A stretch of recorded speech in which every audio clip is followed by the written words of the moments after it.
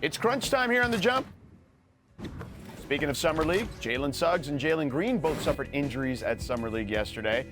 Nick, how would you grade both of the Jalen's Summer League thus far? George, I love both of them, but Jalen Suggs, my Orlando Magic have been waiting so long for relevancy, to have some guy who's going to help them build for the future finally, to watch him and to see how excited all his younger teammates are to play with him.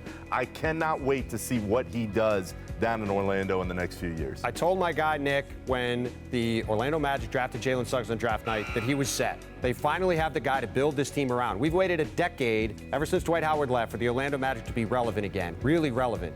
Jalen Suggs is going to get them back to relevancy. Jalen Green was great. He has had a really good week, but Jalen Suggs is a star. Yeah, I agree. I think he's a star, and I love Green, too. He's had a great Summer League. Next, Immanuel Quickley has had a great Summer League, averaging 24 points and just under 8 assists a game. Tim, how good do you expect Quickley to be next season? I think he's going to be good, George. And the thing that stands out to him, and you guys both know this, is when all these young guys come in the league, they tend to say, LeBron's my favorite player, Kevin Durant's my favorite player. Immanuel Quickley said from the beginning, my favorite player growing up was Lou Williams. And you watch him play, he plays like Lou Williams. He's got that floater, he gets in the lane, he gets to the line. And on this Knicks team, he's going to be a great fit coming off the bench, playing with Derrick Rose like he did last year, behind Evan Fournier and Kemba Walker. The Knicks have gone out and improved their offense a lot this offseason. I think it's really going to be beneficial for them next season. Tibbs loves Quickley. That is a huge positive. As a young guy who wants to work, he's going to be a really solid fit for a lot of years in New York.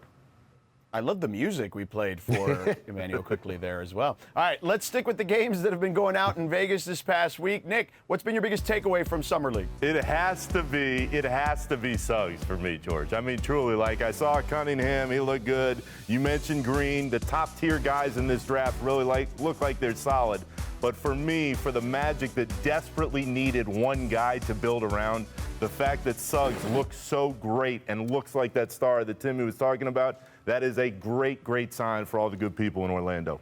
Beyond the Orlando homer here, the thing that stands out to me is that you look across the NBA, there's something to watch on every team. Yeah. And you saw a lot of these top picks this year went to teams that needed a boost. Talk about Orlando getting Jalen Suggs, Detroit getting Cade Cunningham, Houston getting Jalen Green and Alperen Sengun, Cleveland getting Evan Mobley. Up and down the league, all 30 teams, I can look at them and say, I want to watch this guy play. I think for the health of the league, that's a great place for things to be.